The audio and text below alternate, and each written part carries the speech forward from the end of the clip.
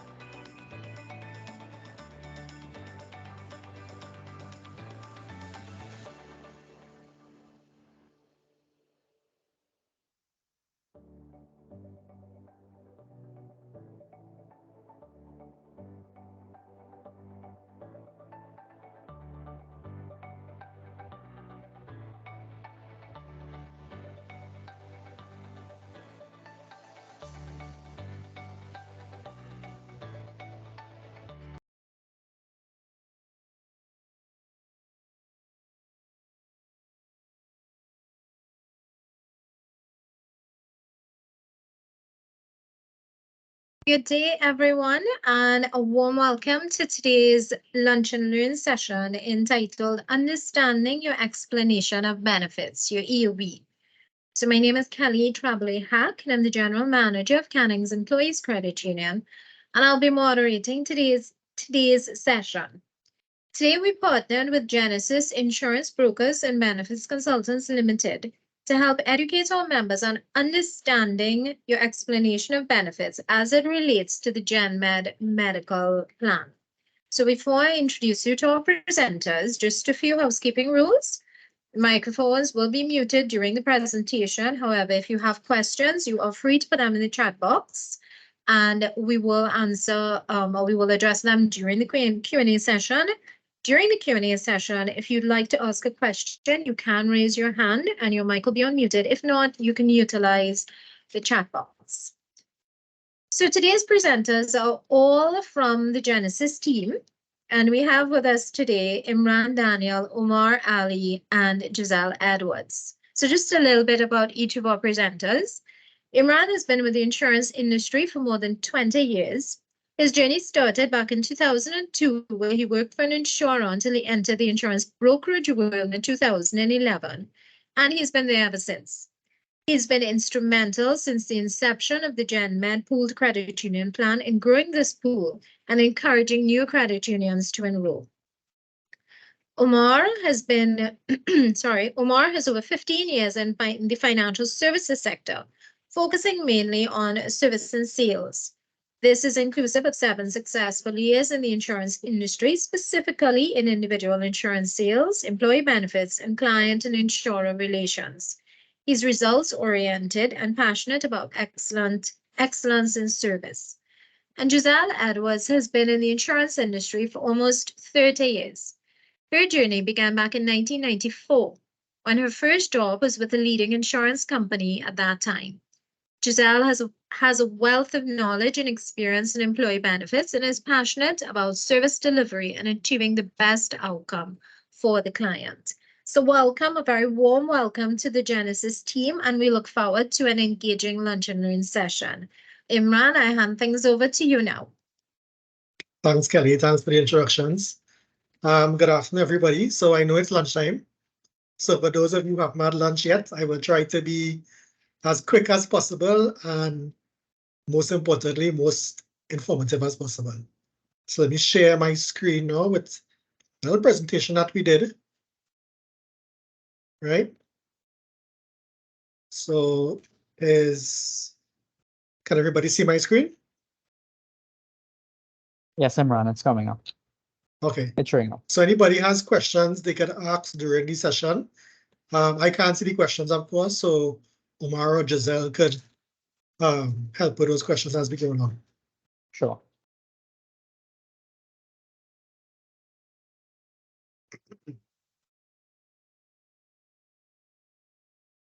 So about Genesis. So basically, people like to call us GenMed. We are not. We are Genesis Insurance Brokers and Benefits Consultants Limited, basically Genesis. And we are the brokers for the health plan that you all have with the credit union. Basically, we are full service insurance broker. We have core expertise in property, casualty, health, life, pensions, you name it. Any kind of insurance you could think about, we are able to source and place that business, right? We are very into technology, as our logo would see. So our logo is basically looking like that Wi-Fi signal, if you notice. So technology is what we are all about. We are one of the few brokers that work solely like this. Others, some of them would rely on hard copy information. We store information on the cloud, and everything from our clients could be emailed to us. Yeah. So just to give you some background on this plan, Canning's Employees Credit Union, or SECU, they were previously a standalone plan. So they had to face an insurer on their own. What this GenMed plan is basically, GenMed is a pooled credit union plan where more than one entity or credit union is part of this pool, and it gives them greater leverage with the insurer, right? So the law of large numbers, as it says, it's basically instead of SECU being, say, 200 members, they are now part of a 10,000 pool strong plan, right? So they have leverage and they have the numbers to deal with any insurer that may come in. As I mentioned before, this concept was started based on the GenMed concept was basically born out of the fact that we saw credit unions were basically having to fight with insurers, you know? So what this does is that now the credit unions have the leverage with insurers. So they're able to push back with different insurers and say, here's what, I want my programs remain at this amount, and I want my plan to look a certain way. And this is the leverage that SECU now has being in this GenMed pool. So today's lunch and learn session is basically to explain, as Kelly said, what is your explanation of benefits, or what is shortly called EOBs. An EOB is basically a statement by the health insurance company to any insured individual explain what medical treatments or services were paid for on their behalf, right? So I don't know if you all see what an EOB looks like. And before we go into the EOB and explain what it looks like, there are some terms that you all would see come up, right? So you all would see things like service dates. That is basically date of your visit, not when your claim submitted, right? It'll show you type of service, what was done, the charges submitted, what is not covered, what a deductible is. And of course, for those who don't know, a deductible is basically similar to the excess in car insurance. It is what you as the insured need to pay first beforehand before you begin to claim for benefits. The base benefit is the amount that is considered for payment when after subtracting deductibles and charges, and your carryover MM, M means major medical. However, the current provision is not applicable for this plan, but you will see that on an EOB itself. Other terms you would see is major medical. This column is usually blank because the plan is considered a comprehensive major medical plan. The MM deductible, all these things will be on the EOB, but it does not apply to the plan. Co-insurance, basically it's always expressed as a percentage. And in this case, you will see 75-25, meaning that the insurer will pick up 75%, and you as the patient will have to pick up 25%. EOB, of course, there are columns that shows the EOB, and it will show exactly what there's normally an explanation at the side of the benefit. When you look at the bottom of an EOB, you'll see, for example, like an example, you say 606 deductible applied. So this will tell you how something was paid or why it was not paid. And of course, the benefit payable, everybody likes to see that. It's the amount that you will get back as the insured on your EOB. So I'm going to bring in Giselle here now, and I'm going to bring up what the EOB looks like because it was a bit too small to put in this presentation. So I have it on itself by its own. So let me just share that as well.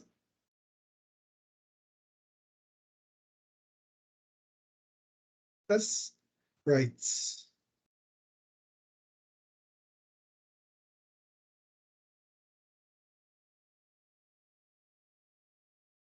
So Giselle, you're there? I am. Hi. So Hi, but I can't see your screen, huh? So if you're sharing, I can't see. I'm sharing it right now. Anybody else can see the screen by chance? Not as yet, Imran. Just give it a few seconds. It should come up now. Yeah, Sure. we're seeing the screen, Imran. Okay. Giselle, you seen it? Yeah. Okay. So I guess you can take it from the top, I guess, and I can scroll along as you need. Is it big enough for everybody to see? Yeah, Yeah, I think it seems okay. Yeah, Okay. it's clear, Imran. Yeah, Okay. yeah. Maybe make it a little smaller because right, go a This little okay? right. So that should be good. Yeah, because it's picking up Okay. the information on the yeah, that's perfect. So Okay. Giselle could take it from there. Sure. Great. Okay, afternoon, everybody. So Imran actually did explain most of the terms that are on this particular EOB. This EOB has been blanked out so that we can, talk about the different terms and what they mean, with just minimum information indicated. So as Imran was saying, and as he so aptly explained the terms that are associated with these EOBs, the main points of concern here would be reference points. So if you look at the top left-hand side of the EOB where it says in care of Genesis Insurance Brokers, I think everybody who has received an EOB up to this point will know that just under there appears the member's name, which is the subscriber as referred to by Beacon, and the patient's name or claimant's name will appear just underneath that. So there's also a unique member ID that serves to identify one member from the next and allow you to have proper demographics as it relates to the health plan in general. Just under that, there is the benefits contract type towards the right-hand side of the EOB that says medical, dental, and vision, which really just speaks to the type of services that you can claim for under that broad heading. The claim number is also a unique identifier as it relates to the particular claim that is being processed. And it is always a good reference point that if you're making a query at any one point in time, that is your best point of reference, so that the query can be looked into and researched more effectively and quickly. There you would see next to the claim number is the provider field. Now, in this case, whoever renders the service to the patient, the name will apply here, will appear here, sorry. So for example, if you went to Superfarm, then the name Superfarm Limited will appear in this field. Dates of service from and to, these are self-explanatory, and that means it's the date of service of your treatment. So for example, if you went to the doctor on a particular date, then that date is what is going to appear there.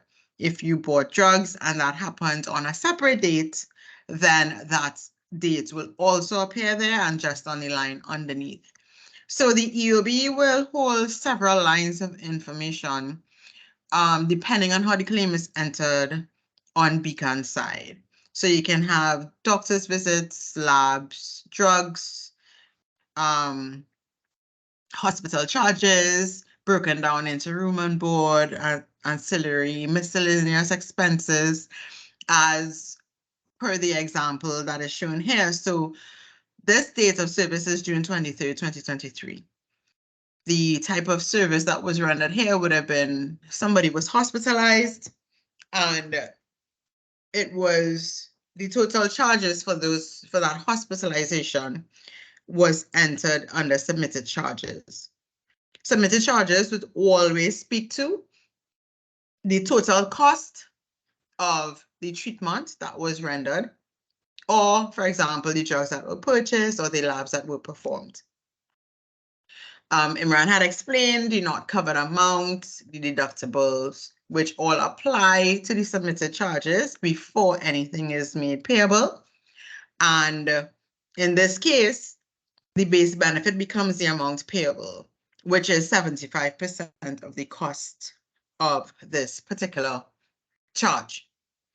So on this particular EOB, the benefit payable became $8,913.86 in accordance with the schedule of benefits that I think everybody would have knowledge of as per the handbook.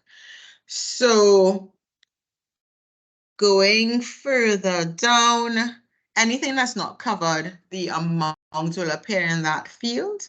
The deductible that's applied to the claim will then appear just below that. And the co-insurance amount, which means that is the 25% that is not covered by the insurer, will appear there, and the total payment made will be the net payable to the subscriber. So all payments are always made to the insured member for all claims submitted for themselves or the dependents that are covered under their plan.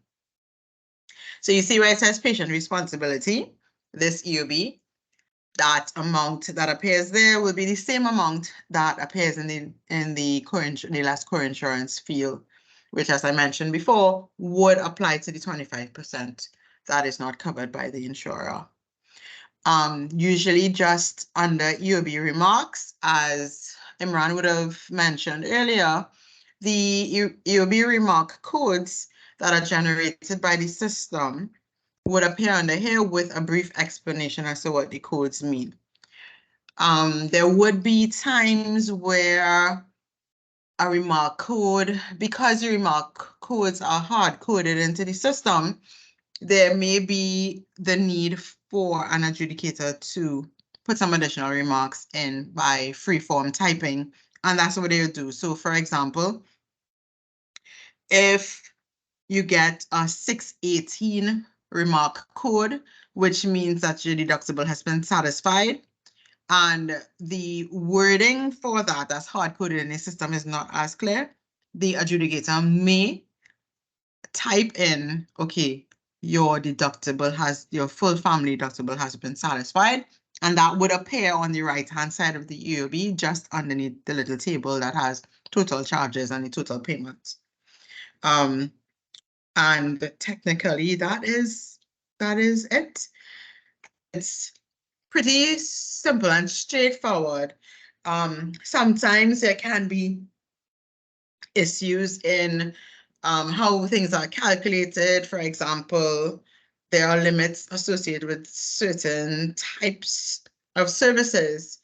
Doctor's visits is a good example of that, where there's a limit per visit. So, for example, you go to the doctor and he charges you $600. And by the time you calculate the liability on it, it crosses the limit. And the maximum amount payable would be the $150 for the doctor's visit as per the schedule of benefits, right? So it's understanding the EOB goes hand in hand with understanding a schedule of benefits a lot of the times. Sure. And that is it for me. Any questions? Imran? I handed it back to you. Oh, sorry. So I'm sharing the screen, so I can't see any questions. Omar, any Okay. questions? Yes, so there's a question from a member in the chat. I was just typing out the response, but I'll go ahead with the response now. So the question is, if GenMed is the co-insurer, which in this case is meaning the secondary insurer, how long after the primary EOB settlement do we have to submit the information to GenMed? So what happens if you have two insurance plans in place, and in this example, the GenMed plan is the secondary plan. When filling out your claim form for the primary plan, there's a section on the right-hand side of the claim form called Coordination of Benefits. That's where you're putting in GenMed's information. So the name of the insurer would be Beacon, the name of the plan would be GenMed, and you could put in Canning's Credit Union as well. And you fill out that information, and when your primary insurer, no matter who the insurer is, if it's Beacon or another insurer, processes and pays your claim, what they do is they submit all the information required for the secondary insurer, which in this case would be Beacon, to process the difference and settle. So that is the process that needs to take place if GenMed is the co-insurer or secondary insurer, as you may call them, refer to them as.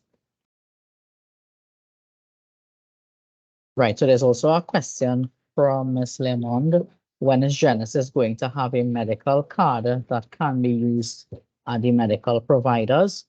So we will be having a session next Wednesday with the manager of our Genesis Support Services, Mr. Sean Mitchell, who is going to explain and go through everything with you about that process. But just to share with you all, Cannings currently have the option, which is the provider network of medical provider network option, where members who have, well, whether you have the existing card or not, you can use your ID. So we will share, or we will ask the team at Cannings Credit Union to share the medical provider listing with everyone.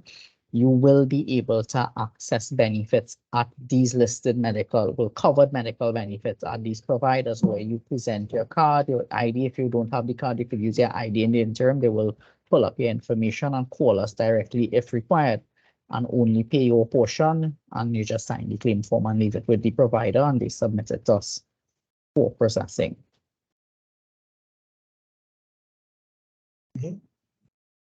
So just to answer your question, the answer is yes. You're correct. You already have access to a medical provider network, but that session, as Omara said, would be next week, Wednesday, but you already have that access.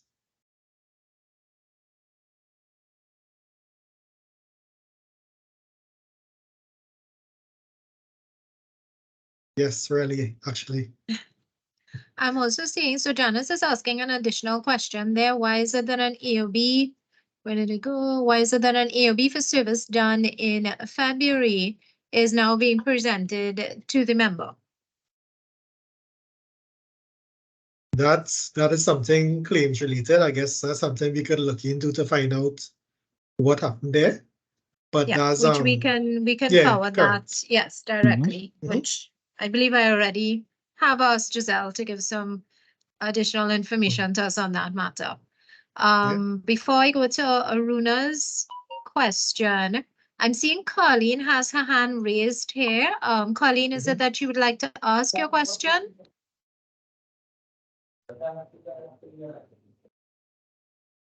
Colleen?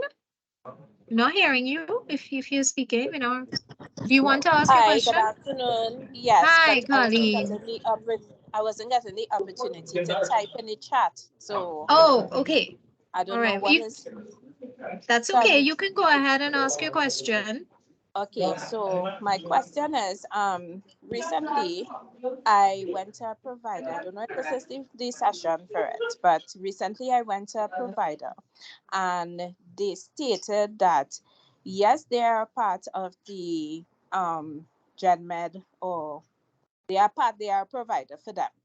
But currently they are not taking anyone because the payments for they had some payments that was in February gone, and they haven't received the payments for those persons as yet. So they are currently not taking anybody else using the card.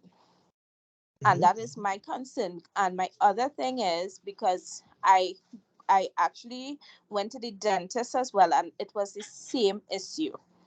Right. So that is my biggest concern. And that's why I came to the meeting today, because I needed to understand really and truly if this is beneficial to me, because if I'm accustomed going to certain providers and now they are telling me they are not accepting the card because of this issue, then I'm concerned.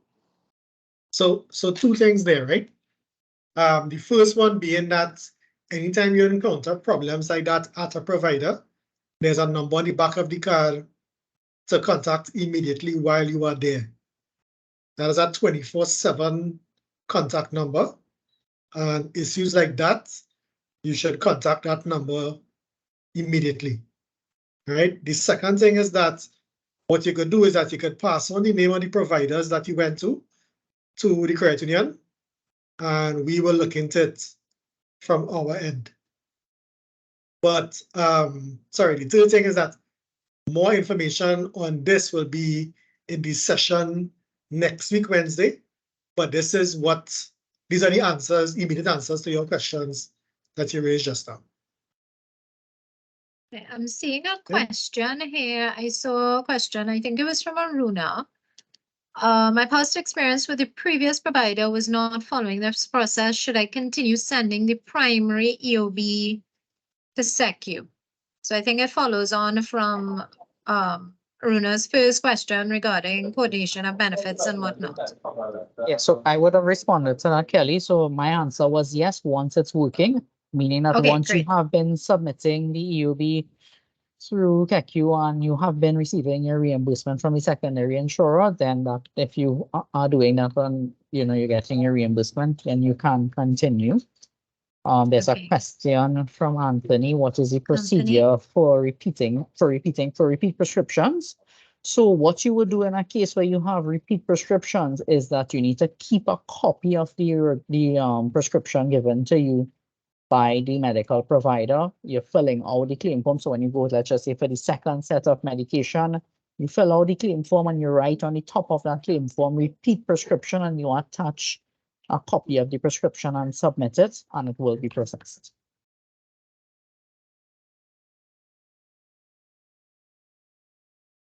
There's also a question here from Janice again. For members who are triple bypass patients, why is it that a note cannot be put on their record so that the EOB does not get held up for months? Because there are medications that a recovery patient has to take every month during the recovery. She's not gotten refunds for September. Right, so you said I was passed on to Giselle, right?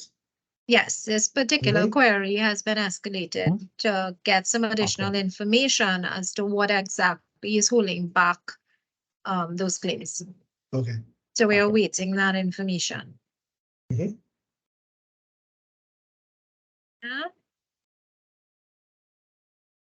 Do we have additional questions? Don't be bashful. Take the opportunity to ask the questions about the EOBs now. I mean, I can ask a few in the interim based on questions that have come to us so that we could talk about it a little bit. Maybe understanding the deductible a little more. We have had questions, especially with the change on, I think it was this year that the premiums would have been adjusted and the benefits would have been adjusted as well. And we had a lot of questions coming to us in terms of just understanding that deductible and how the deductible actually worked, because when you got the EOB, you weren't too sure what was happening there. So maybe we could talk a little bit about that. Well, I don't know if I'm to get to the questions here or should I answer? Yeah, okay, I'm seeing the questions coming through here. So as Solange. So okay, Imran, you tell me what you want to do. So I can deal with both, right? So let me answer Solange's question first. The deductible, sorry, the issue with the dental claims being a package, right? Remember, you have specific benefits for specific procedures. Anytime dentists, surgeons, medical facilities send package information, any insurer needs a breakdown of what was covered in that package, right? Because of the specific amounts that your procedure might have had, right? So basically what happens is that when people send, or providers send package amounts, so they said $1,000 payable to Umar for dental. Any insurer, if you think about it, will need to know what that $1,000 entailed, to make any sort of payment. And that would go for any insurer anyway. Yes, I hope I answered that question. With regards to the deductible, so the deductible was, so every year on May the 1st, this plan has a renewal date. The renewal date is not January or December, it's May the 1st every year. So what happens is that on the renewal date, there are either benefit changes, possible premium changes, and whatnot. Specifically talking about the deductible was $500, right, last year for persons 65 and under, and that went up to $750 from May the 1st this year. So if, for example, you already covered your $500 before May the 1st this year, all you have to cover for the rest of the year would be $250 to make up that $750, right? And conversely, if it is that you have amounts that added up already for the year, just note that you have to clear the 750 first before you begin to get back your amounts. So it's not that they charge you $500 before me and then 750 after me. It's a combination of all your claims, totaling that amount to meet your deductible. Right, so Imran, let me just, there's a question from Solange here. So she said that this is further to her question on the dental claim. I got a letter and submitted for that one claim, but this is an every year procedure for myself and my daughter.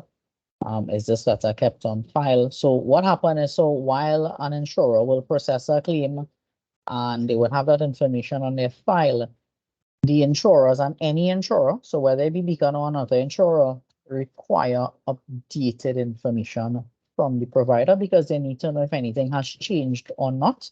So regardless of the insurer, every time they will ask you for updated information. I see here that you said as well, Solange, as well, to me it's the same with recurring prescriptions, it should be kept on file. So that with repeat prescriptions, yes. However, when you submit a claim, so an insurance company would have 30, maybe 40 adjudicators. So while it's a repeat prescription, you would need to submit a copy of that prescription with your claim form. So if a claim form is filled out and you put, as I mentioned, you put repeat prescription on top and you fill in your information and you sign the claim form and submit it, a copy of that prescription should always be submitted with the claim because it would be a different adjudicator processing that claim. And as well, because of the amount of claims an insurance company processes, they won't actually be able to attach a copy, for example, of your prescription to the system where if another adjudicator is adjudicating that claim, will be able to see it. And that's the reason why they ask for you to submit a copy of the prescription when you're submitting that repeat prescription claim. And as well, they want to ensure that, okay, how long is this prescription valid for as well? Correct. So just to continue from what Omar said, with prescriptions, prescriptions can change.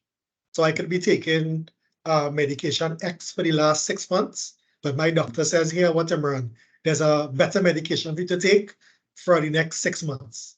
So they will sometimes ask for updated information, and that is the reason why they would ask, because any insurer would need to know what they are paying for. It's just that simple. Yeah. I see Right, Aruna has her hand raised. Aruna, do you want to Mhm. ask your question? Can we unmute Aruna's microphone so that she can ask her question? Hi, yes, afternoon, thanks. Hi, Aruna. Yes. Hi, just want Afternoon. to verify something. So if I have a vision for $1,000, is the renewal date the 1st of January or the 1st of May?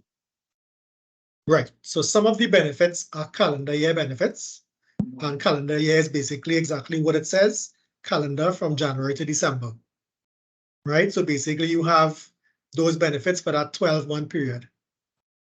Right. The policy period is exactly what the word says, policy. It's from May 1st, well, April 31st to May 1st, but the calendar year benefits, like your dental and vision and whatnot, are from January to December. Because if you can appreciate, not all insurance plans start at the same time. You know, so Yes, it's okay, basically thanks. whenever the plan gets off the ground will be the effective date. Are there any specific benefits, Imran, that would be falling within the policy renewal period specifically, or generally majority of them are calendar year? So Kelly, I can answer that. It will be a major medical. So any medical benefit will run from the effective date or your renewal date or policy effective date. So like your major med, it's let's just say the member 70 and 65 and under is 1 million 3 years. So that will start from your effective date of coverage.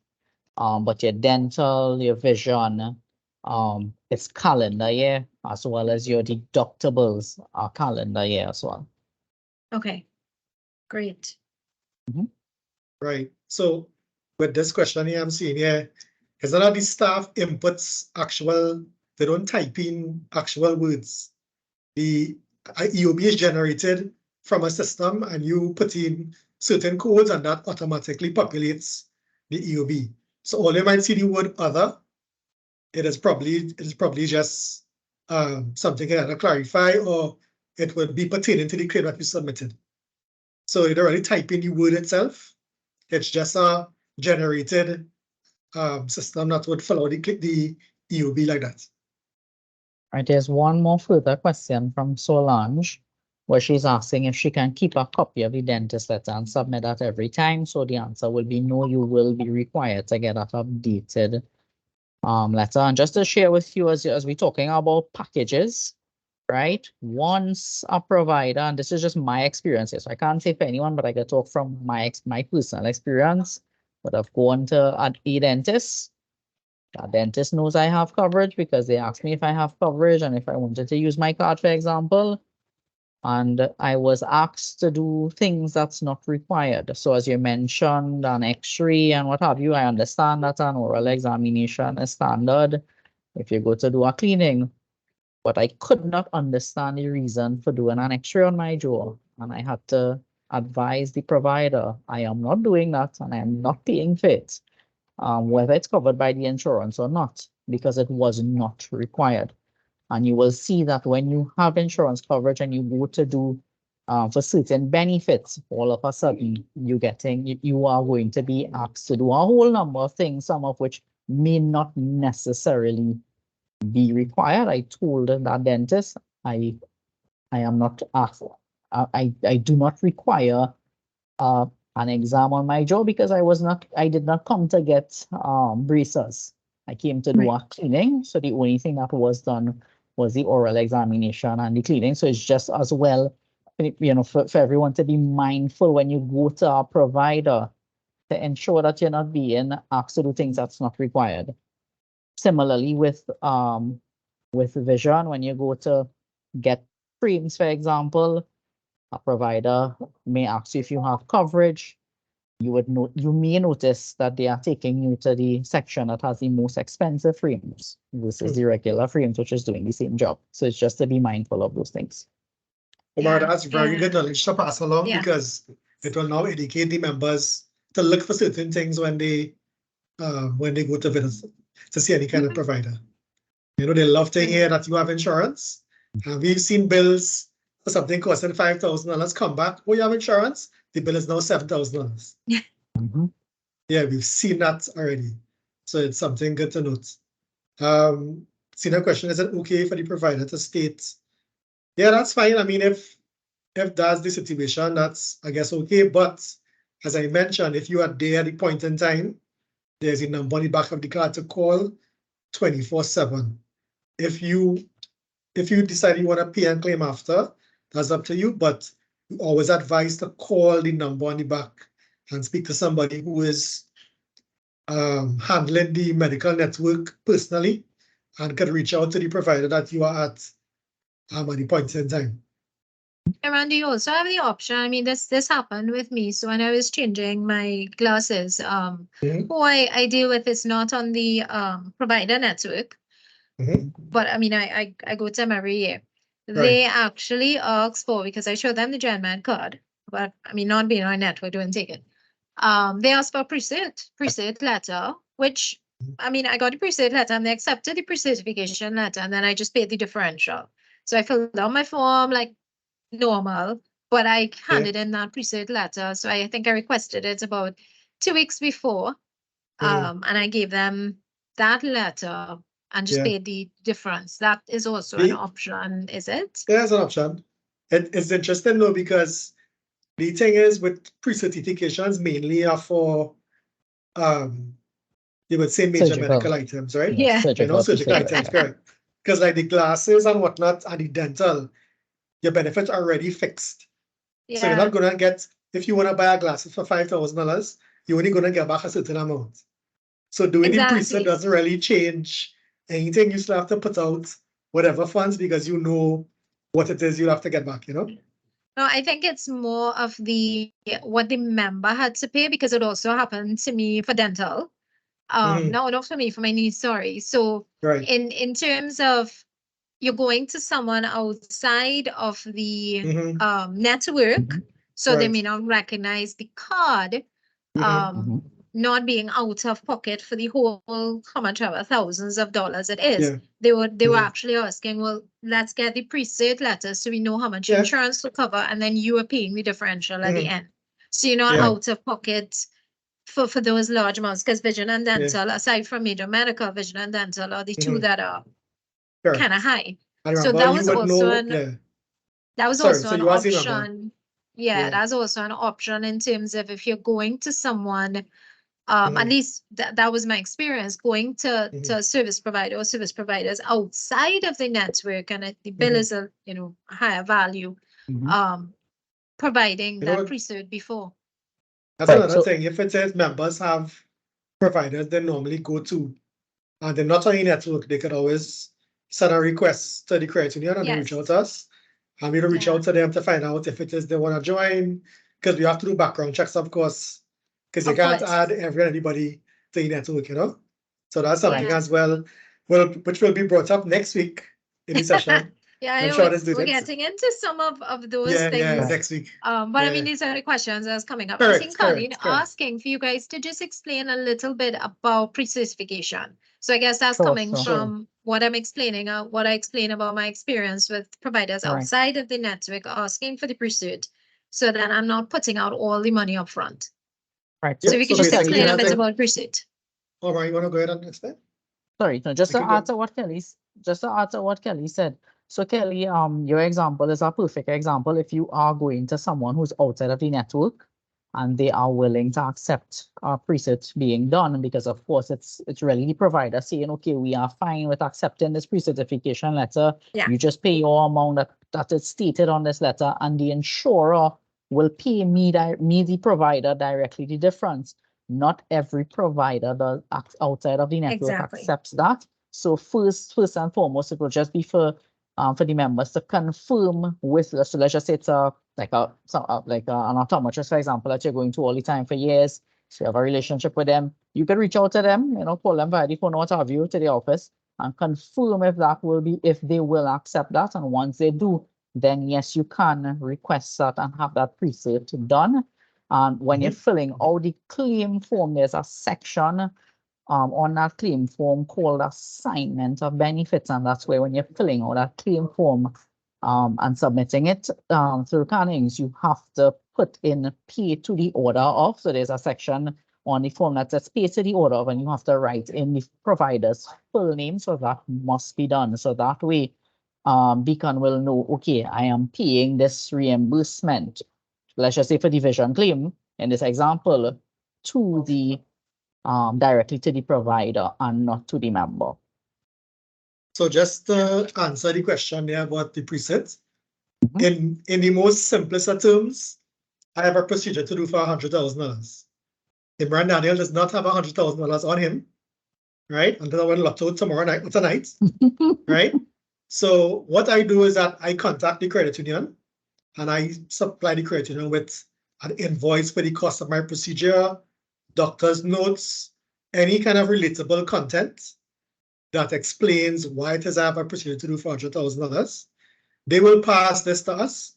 And what we do is that we send this to Beacon and say, Beacon, Imran has a procedure to do, $100,000. What will you pay out of this? So the member knows how much they will have to pay. So basically it comes back in the form of a letter broken down as to what will be paid.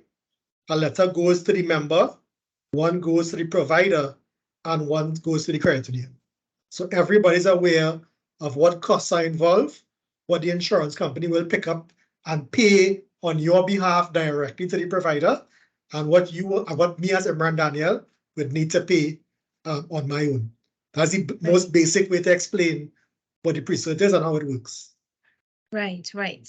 Okay. Correct. And when you're submitting the request to the pre-cert as well, make sure and ask the provider, or before, when you're requesting that invoice or quotation from the provider, in order to acquire the pre-certification, the provider has to list out or itemize the the invoice or the quotation, meaning that they must give a full breakdown of the various charges. Because just to give an example, which is a very common one, someone would submit a request for a pre-certification for cataract surgery, and then you will of course get a quotation from the provider saying cataract surgery costs $12,000, and there's no breakdown, and then it causes a delay because of course Beacon is Yeah. going to send it back to us to say that they require a breakdown. So when you're requesting the information from the provider, just ask them to please ensure that they put a full breakdown. They must put the patient's name, date of birth, and as Imran mentioned, the requirements for the procedure, which would be the diagnosis and any other information that the provider deems necessary. Right, and to answer the question, Carleen, yes, it should be done before the procedure. A pre-cert normally takes 48 hours once all the information is correct. Thereabouts, So yeah. once you send it at that time when everything is there, you can get it back in 48 hours, 72 hours for the most. Or more if additional information is needed. Correct. Which is why when you drop it off to the credit union, they could explain exactly what you would need. So they'll Yeah. be the first point of contact. And if it Mhm. comes to us and stuff is missing, we could always let them know before. Yeah. Yeah. Do we have any additional questions? Any concerns? Anything we may want to get clarified on understanding our EOBs? I'm seeing Sharon raising her hand. Sharon, do you want, let's unmute Sharon's mic so that she can ask her question.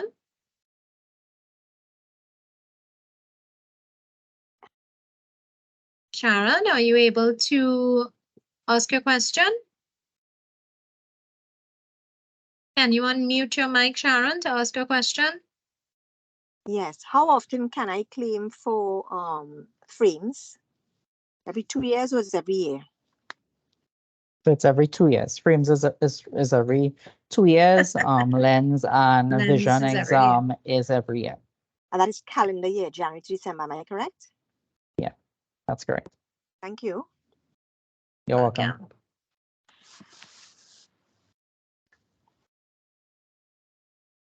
Last call for any questions before we start the wrap up. I think everybody thinking about lunch right now. Yes.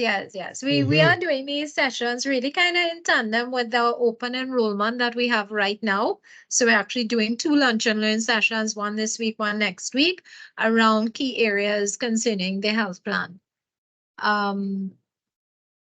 Solange is asking, is that stated under the vision benefit? I'm going to assume she's referring to the every 2 years for frames and every year for lens and test, or frames. Yes, she's asking if No, that's stated under the vision benefit.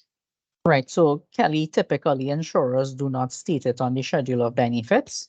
Correct, yeah. But that is the limit. What we can do is we can probably just look at the frequently asked questions document that would have been previously shared. And if it's not there, we can include it and send it so it can be shared with everyone. Okay, Yeah. great. Thank you so much, Omar. Mhm. Okay, well, if we have no further questions, I would like to thank Imran, Omar, and Giselle for taking time today to facilitate this lunch and learn session and to give that explanation on the EOBs and answer all the little questions that we may Sure. have had or members may have had.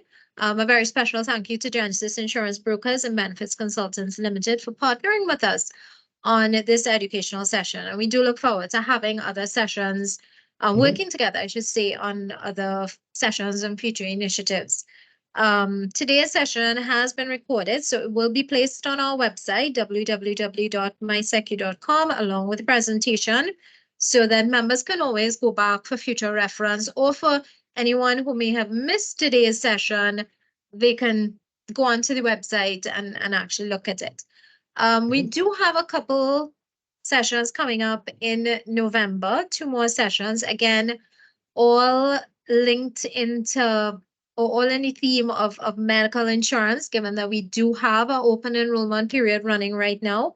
So we have a session, a webinar next Tuesday, the 14th of November. It's on diabetes awareness, and it will be facilitated, sorry, by Dr. LeBlanc.